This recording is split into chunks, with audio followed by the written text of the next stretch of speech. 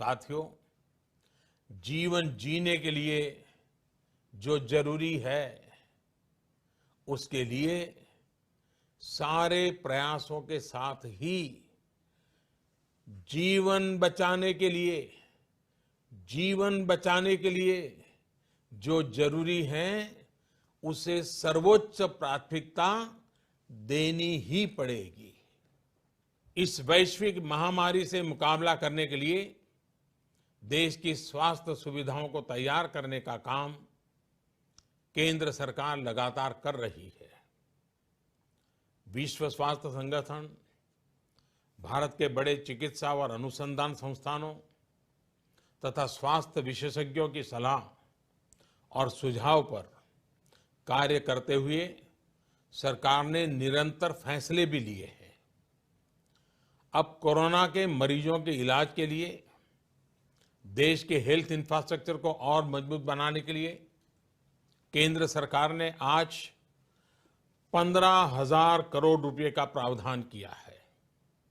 इससे कोरोना से जुड़ी testing facilities, personal protective equipments, isolation beds, ICU beds, ventilators और अन्य जरूरी साधनों की संख्या तेजी से बढ़ाई जाएगी। साथ ही मेडिकल और पैरामेडिकल मैन पावर की ट्रेनिंग का काम भी किया जाएगा। मैंने राज्य सरकारों से अनुरोध किया है कि इस समय सभी राज्यों की पहली प्राथमिकता सिर्फ और सिर्फ स्वास्थ्य सेवाएं ही होनी चाहिए, हेल्थ केयर ही प्राथमिकता होनी चाहिए।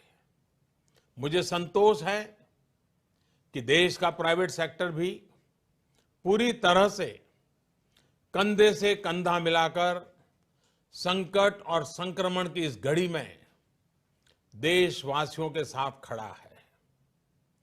प्राइवेट लैब्स, प्राइवेट अस्पताल सभी इस चुनौतीपूर्ण दौर में सरकार के साथ काम करने के लिए आगे आ रहे हैं।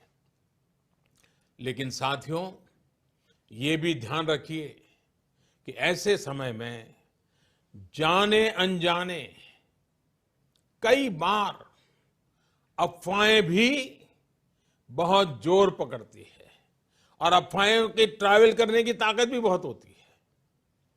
मेरा आपसे आग्रह है कि किसी भी तरह की अफवाह और अंधविश्वास से बचें।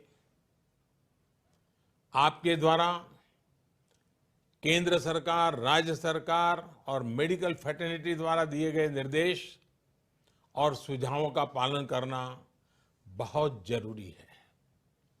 मेरी आपसे प्रार्थना है कि इस बीमारी के लक्षणों के दौरान बिना डॉक्टरों की सलाह के कोई भी दवा न लें। किसी भी तरह का खिलवाड़ आपके जीवन को और खतरे में डाल सकता है।